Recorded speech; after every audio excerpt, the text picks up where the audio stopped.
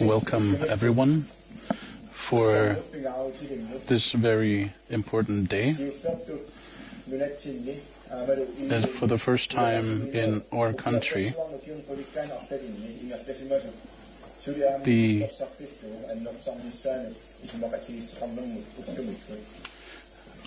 collaboration that we have shared for decades has now been strengthened. The two agreements we've just signed are a continuation of the education agreements, which has a value of 35 million euros. And the second agreement is an agreement on green energy and also an agreement on the establishment of EU offices in Greenland. I think as the world is situated now, these types of agreements and that this is something that is very important for the democracy of everyone.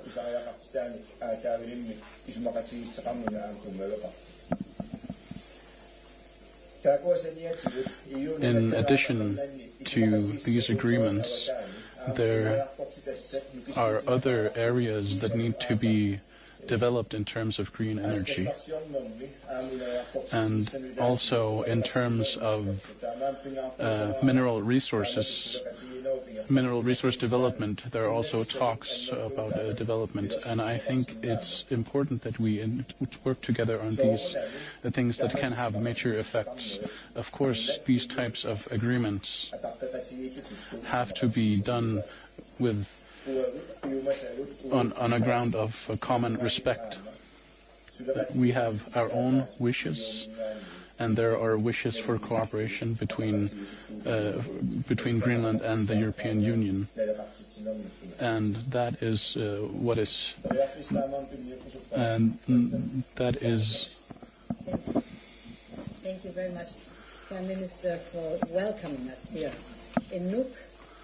And indeed, Mette, you have often told me that I have to come and see firsthand what this country is all about. And I must say, you were so right, because only if you have seen the beauty of the landscape, you can understand the people here. But what is also striking is the warmth of the people here in the Great North.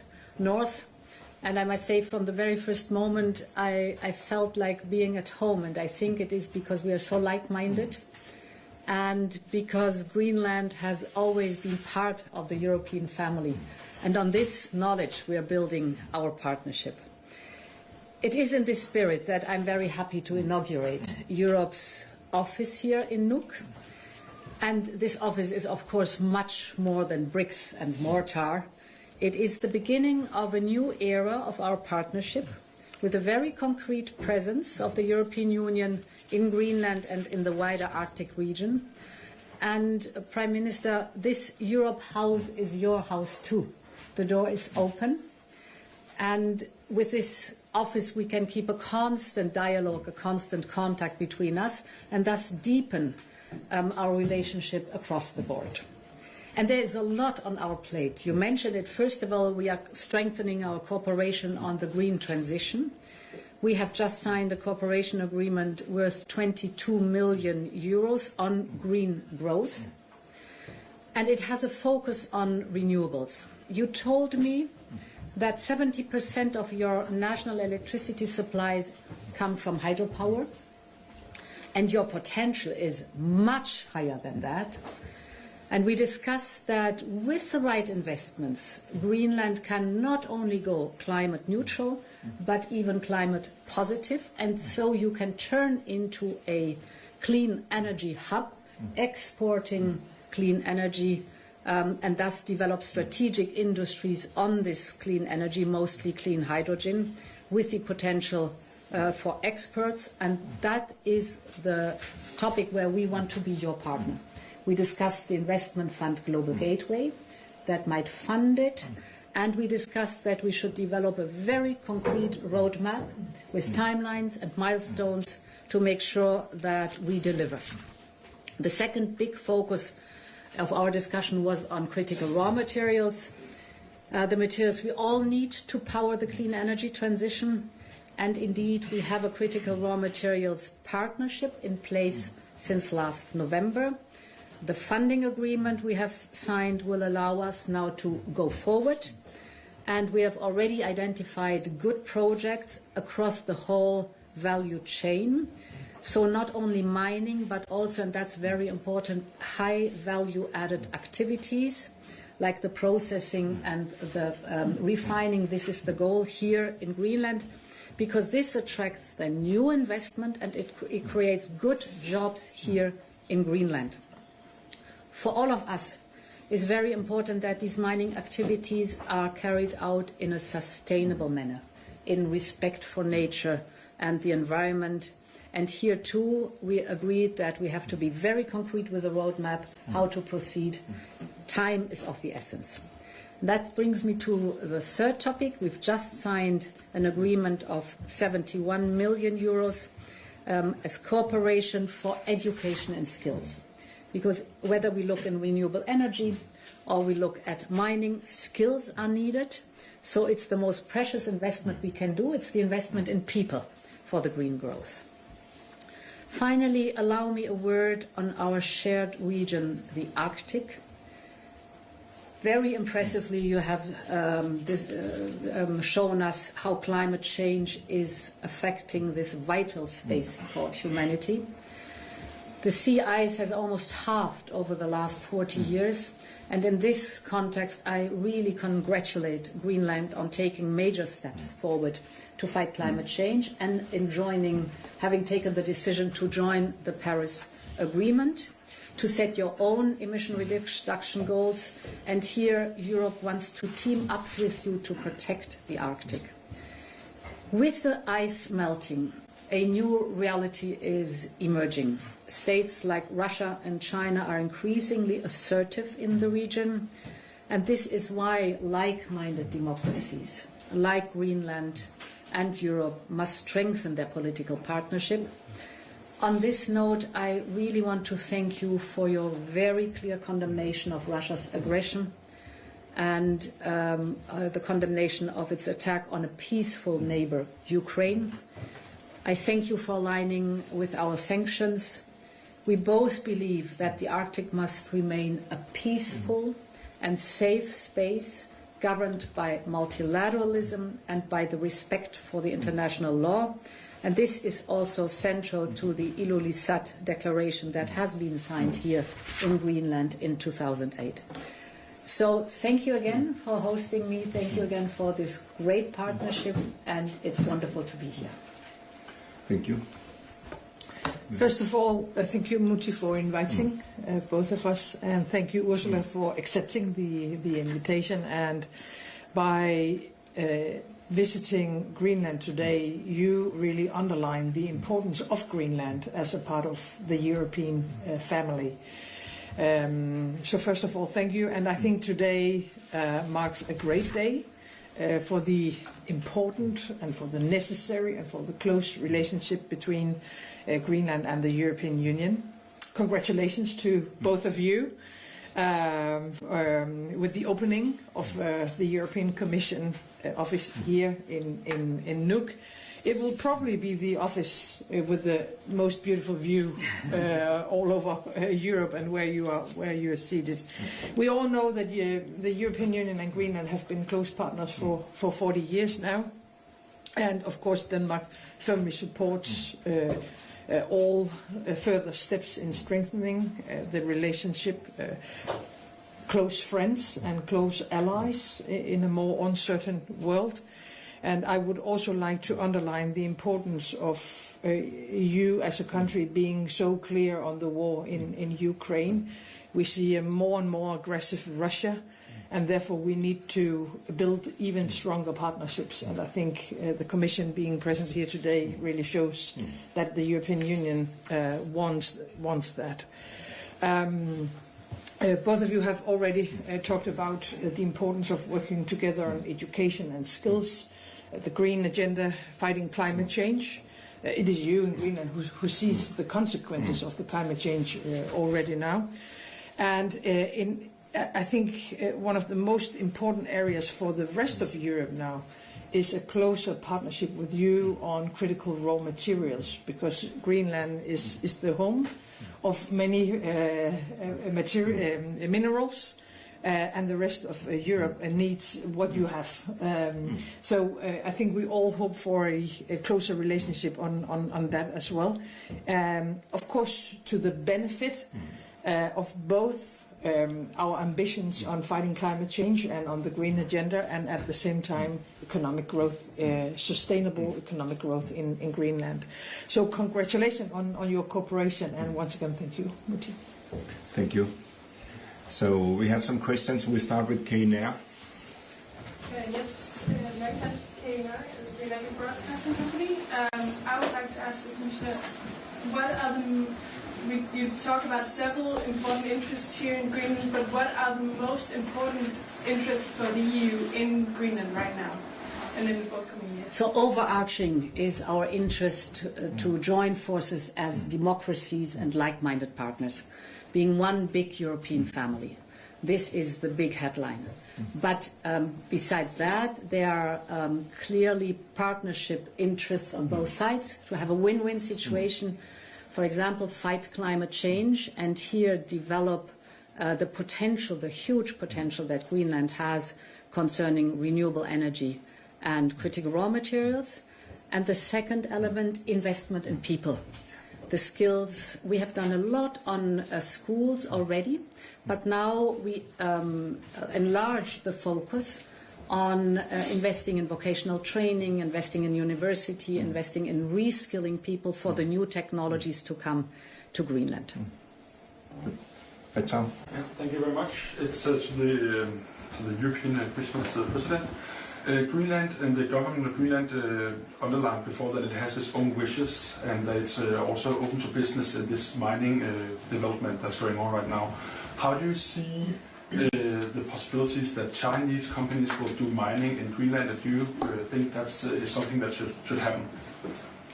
So for us, it's important to give the best offer to our partners in Greenland. And our offer is full transparency and full respect for the environment. That is very important. And transparency means that it's not only about partnering in extracting minerals, but also being partner for building up here a value chain. So the processing and the refining is very important. Others do the mining, take the raw material away and process in their countries without respect for the environment. For us it's very important, high quality, critical raw material mining, and the added value is here in Greenland and produces good jobs here in Greenland. Well, I need to say that we have a strong legislation. So if you are concerned about the Chinese companies, we have some strong legislation in this country. And we have the democracy and the human rights as high standards in this community and country. So this, I've been a little bit concerned that people in Europe and Western countries have talked about the Chinese companies is coming. Here in Greenland we need to have some growth. We need to have some economic growth and diversify our economy. And of course we welcome our strong partners, like-minded nations as first. But if they don't invest, there's a lot of companies who also want to invest in this country. Right now, in last year, we have almost a record for exploration licenses. So the interest is growing fast because with the green transition, we need to, everybody in the world need to invest in this area. But I think with the memorandum of understanding signed in November last year, and our talk today, and the roadmap we are working with, we are on, more than close to have some more European investment in the critical minerals, because we have 25 of the 34 critical minerals EU wants and needs in Greenland. Sven? Yeah. Hello, I'm from the Greenlandic newspaper, Samitia. I have a question for you. Can you elaborate some more on the commitments in education and skills in Greenland? Since there are not so many people, I mean, how will you do it, and what is the time frame for that? Yeah, it is. So there is already the basic investment here for Greenland overall, the 225 million for the period of our budget. That does a lot of investment in schools. But we've seen that not only the basic education is important, but with changing technologies and change of jobs that are offered here in Greenland, people also need to be reskilled or upskilled. And the whole sector of vocational training and university training is very important too. So this new investment of 71 million looks more into the reskilling, upskilling, and the higher education after school, like vocational training or university training. And it's, I mean, all the topics we've just discussed, if you look at critical raw materials or look at renewable energy, there are new skills that are needed on the market. And to develop these business cases here, you need people who have the ability, who have the skills, and this is the goal of the investment. I also have a question for the Prime Minister, okay? Yeah.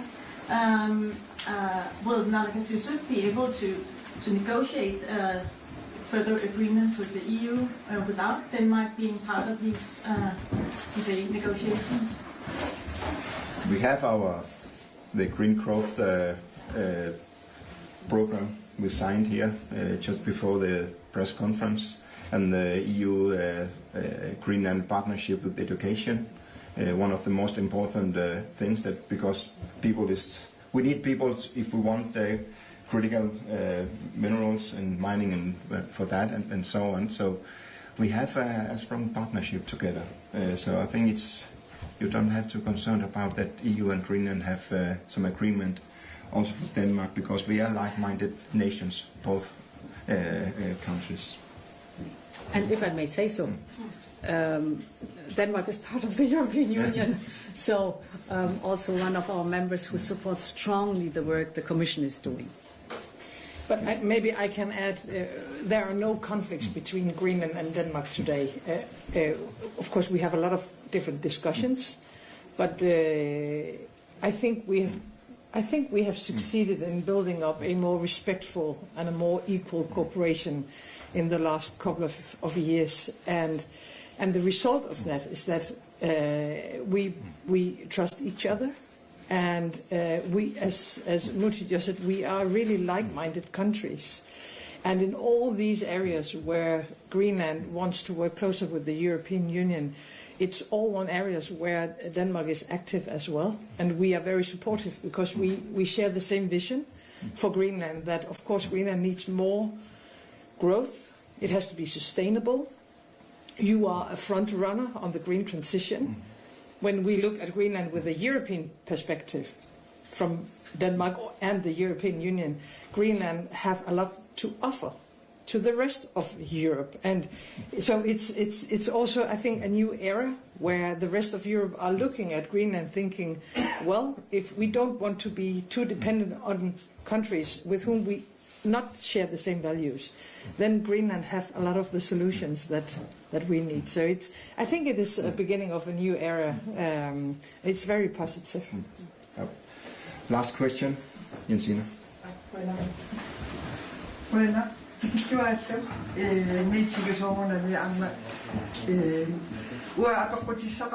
I have a question. Of course, rare minerals and other things like fish education and a positive cooperation with the EU is very clear, but there's also unrest in the world. And in that context, Denmark and the European Union have a very close collaboration, because they are one, and Greenland is outside of that. How are you getting closer to a military cooperation in terms of the unrest around the world? I think it's very important. to have these types of conversations and dialogues, to see and say how we need to develop in terms of how things are developing in the world. Greenland, when there was the attack on the Ukraine, Greenland had a clear position, and we have never had a more clear position on that matter. Of course, inside of the EU, and the fact that there is a war inside of the European borders, that shows that there is a lot going on in the European Union. But for us, the most important thing is that the Arctic is a peaceful area and must continue to be a place without military conflict. As the European President just said, but it's not just in the European Union, but there's also war in other places in the world. And it's completely unacceptable that innocent people are being impacted by this. Greenland, as a non-warfaring nation, has always been important to Greenland that there be peaceful solutions. Indeed, we share absolutely the same goal: a safe and peaceful Arctic, and this region here.